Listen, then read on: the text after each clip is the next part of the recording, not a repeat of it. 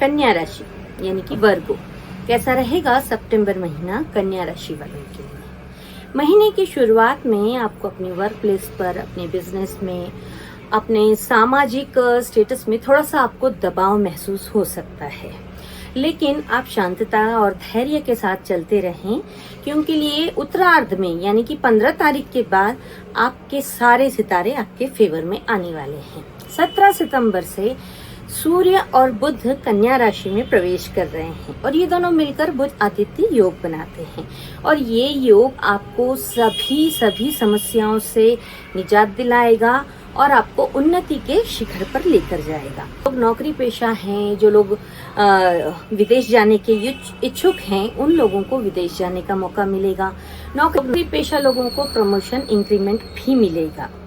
जो लोग अपना प्रोजेक्ट सबमिट करना चाहते हैं या किसी प्रोजेक्ट पर काम कर रहे हैं, आपका वो प्रोजेक्ट बहुत दमदारी के साथ सबके सामने आप रख पाएंगे और उसको बहुत सारा एप्रिसिएशन भी मिलेगा। आपके बिजनेस में, आपके व्यापार में एक अच्छी उन्नति, एक अच्छी ग्रोथ आपको देखने को मिलेगी, जिससे कि आप बहुत सारा धन कमा पाएंगे, साथ ही साथ उस धन को आप संचित भी कर पाएंगे। जो लोग आपके बिजनेस में, आपके व्यापार में एक अच्छी उन्नति, एक अच्छी ग्रोथ आपको देखने को मिलेगी, जिससे कि आप लोग प्रेम संबंध में इस समय हैं।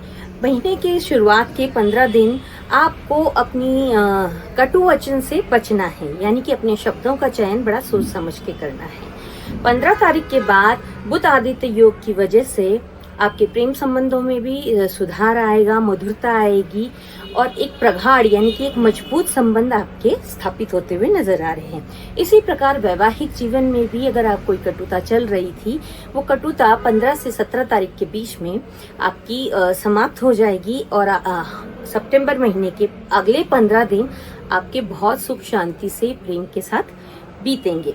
जो लोग नौकरी पेशा हैं, उन लोगों को तो प्रमोशन मिलेगा ही, साथ ही साथ में आपका ट्रांसफर के योग भी दिखाता है।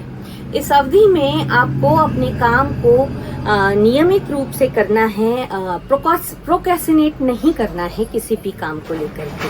हेल्थ की दृष्टि से आपको पेट से जुड़ी कुछ समस्याएं हो सकती है, एसिडिटी से रिलेटेड कुछ समस्या हो सकती है और थोड़ा सा मानसिक तनाव हो सकता है।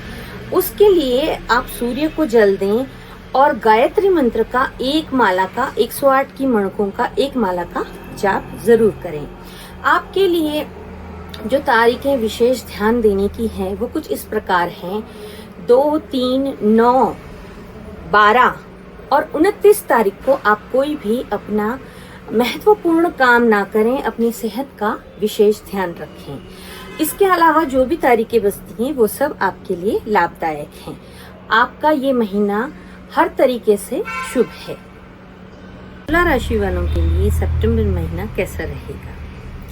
आपके लग्नेश दशम भाव में है, इस वजह से आप मीडिया, आर्ट, क्रिएटिविटी का कोई भी काम आपके फटाफट बनते नजर आ रहे हैं। इस महीने में स्टार्टिंग के 15 दिन आपको अपने गुस्से पर थोड़ा सा नियंत्रण करने की सलाह दी जाती है। आपको अपने कटु शब्दों को नहीं बोलना है और आपके अपने शब्दों का चयन बहुत सोच समझ के करना है। पिता का पूरा सपोर्ट मिलेगा, आपके बड़े बड़े काम बनते चले जाएंगे, लेकिन आपको कुछ अपेक्षा शायद ज्यादा होगी इस महीने अपने कामों से या अपने धन अर्जित करने में। पर महीने के 15 दिन स्टार्टिंग के आपकी अपेक्षा के हिसाब से हो सकता है कि ना आप धन अर्जित कर पाए या उस तरीके से आपके काम ना हो पाए, लेकिन जो भी जैसे भी काम हो रहे हैं उसमें उसी में आपको संतोष करना होगा।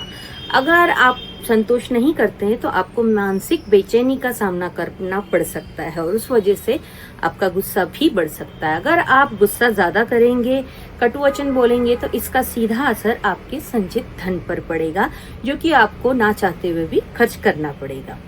अगर 15 तारीख के बाद से आपके कामों में तेजी आती हुई नजर आ रही है, विदेश से रिलेटेड आपका कोई भी काम हो वो फटाफट बनता नजर आ रहा है, काफी बड़े बड़े काम आपके बनते नजर आ रहे हैं। छोटे बड़े भाई बहनों से भी आपको पूरा सपोर्ट मिलता हुआ नजर आ रहा है।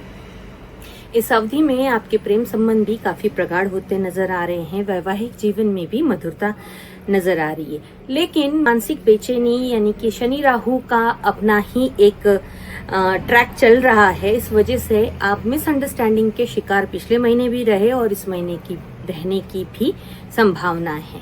तो अपनी ओवर थिंकिंग पे आपको कंट्रोल करने की सलाह दी जाती है और बिना सोचे समझे कहीं पर भी कुछ भी बोलने से आपको परहेज करना होगा, अन्यथा आप आपके अच्छे खासे बने हुए संबंधों को बिगाड़ लेंगे। आपको इस महीने में मधुमेह की शिकायत होती हुई नजर आ रही है, यानी कि आपको कुछ शुगर से रिलेटेड प्रॉब्लम होती नजर आ रही है। तो आप इस महीने आपको सलाह दी जाती है कि आप समय समय पर अपना शुगर चेकअप कराएं और मीठा ना खाएं। आपको मीठा खाना नहीं है, लेकिन आपको मीठा अवश्य बोलना है, जिससे कि आपके सारे काम जो कि बॉर्डर लाइन पर आकर रुके हैं वो फटाफट बनते चले जाए। तारीख 1, 6, 7, 8, 11 आपको इम्पोर्टेंट अपने कोई भी डिसीजंस इन तारीखों में नहीं लेने हैं। शेयर मार्केट में निवेश नहीं करना है, किसी भी प्रॉपर्टी की डीलिंग, साइन वगैरह इन तारीखों में आप ना करें। तारीख 11, 12, 17, 18 ये तारीखें आपके लिए शुभ है। आपको महालक्ष्मी की आराधना करने के लिए कहा जाता है। ओम लक्ष्मी नमः का जाप करें। शुक्रवार को दुर्गा मंदिर या माँ लक्ष्मी के मंदिर आप जा सकते हैं। हनुमान जी की शरण में हमेशा रहें। राशि वालों, कैसा रहेगा सितंबर महीना आपके लिए? इस महीने में आपके लग्न में सूर्य देव आए हुए हैं और ये आपके बड़े बड़े काम बनाते हुए नजर आ रहे हैं। आपको जो अभी तक लोनलीनेस लग रहा था वो अब खत्म होता नजर आ रहा है। 15 सितंबर तक आपके सारे काम अपनी दिमागी स्ट्रेटजी से फटाफट बनते चले जाएंगे। बस आपको अपनी जुबान संभाल कर रखनी है, यानी कि कटु शब्दों का प्रयोग नहीं करना है। अगर आप ऐसे बोलेंगे, कड़वा बोलेंगे, तो आपके बनते हुए काम बिगड़ जाएंगे और इससे आपका संचित धन भी खर्च होता हुआ नजर आ रहा है। सरकारी काम, पॉलिटिक्स, बॉलीवुड, पेपर रिलेटेड आपके कोई भी काम हो, प्रॉपर्टी से रिलेटेड कोई भी काम हो, वो सारे काम 15 सितंबर तक फटाफट बनते नजर आ रहे हैं। 15 सितंबर के बाद सूर्यदेव आपकी हिम्मत और हौसले में और ज्यादा इजाफा करेंगे।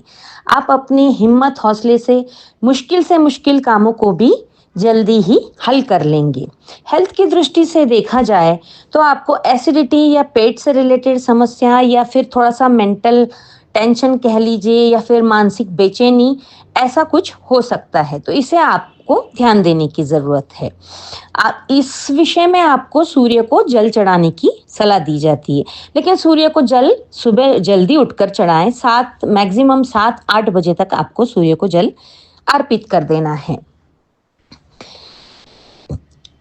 इससे आपको सूर्य भगवान का आशीर्वाद मिलता रहेगा। साथ ही में आपको दत्तात्रेय या फिर विष्णु भगवान की मंदिर में जाकर उनका आशीर्वाद लेना चाहिए, या फिर किसी भी गुरु के शरण में आप जा सकते हैं। ओम नमो भगवते वासुदेवाय की एक माला का जाप, 108 की एक माला का जाप आप रोज कर सकते हैं, या फिर ओम विष्णवे नमः का भी आप जाप कर सकते हैं। इस अवधि में आपको कोई धार्मिक काम करने का भी मौका मिल सकता है। आपका राहु सप्तम में चल रहा है, तो आप अपने वैवाहिक जीवन में विशेष ध्यान दें। वैवाहिक जीवन और अपने प्रेम संबंधों में कोई भी लड़ाई झगड़ा नहीं करना चाहिए। आपको लड़ाई झगड़ा करने से, कटु वचन बोलने से बचना होगा। तारीख 1, 6, 7, 8, 9, 10 इन तारीखों को नीच के चंद्रमा है, और जब चंद्रमा नीच के होते हैं तो काफी मेंटल टेंशन, डिप्रेशन जैसा माहौल क्रिएट करते हैं। और शनि भी साथी में है, तो शनि और चंद्र का विषयोग बन रहा है। तो इस अवधि में आपको अपनी सेहत पर विशेष ध्यान रखना है, अपने खर्चों पर रोक लगा कर रखनी है। किसी भी आलतू फालतू के खर्चे नहीं करने हैं, अन्यथा आपको अपना संचित धन खर्च करना पड़ेगा। और इस अवधि में आपको किसी भी फालतू के विवाद में कन्फ्रंटेशन से बचना है। 26-27 को भी आपको थोड़ा सा कॉन्शियस रहने की जरूरत है। तारीख 12, 13, 14, 17, 18 और 19 ये तारीखें आपके लिए शुभ हैं। इन तारीखों में आपको अपनी हेल्थ भी काफ़ी फिट एंड फाइन लगेगी और आप अपने शेयर मार्केट में भी निवेश कर सकते हैं, कुछ शेयर खरीदने बेचने हैं वो भी कर सकते हैं। प्रॉपर्टी की डीलिंग या कोई भी बड़े अहम मुद्दों पर आप निर्णय ले सकते हैं, उन पर इम्प्लीमेंट कर सकते हैं। ओवरऑल आपके लिए सितंबर महीना काफ़ी अच्छा रहेगा। बस शनि चंद्र का जब चंद्र नीच के होंगे उस अवधि में आपको थोड़ा ध्यान रखने की आवश्यकता है, बाकी सब कुछ बहुत बढ़िया है।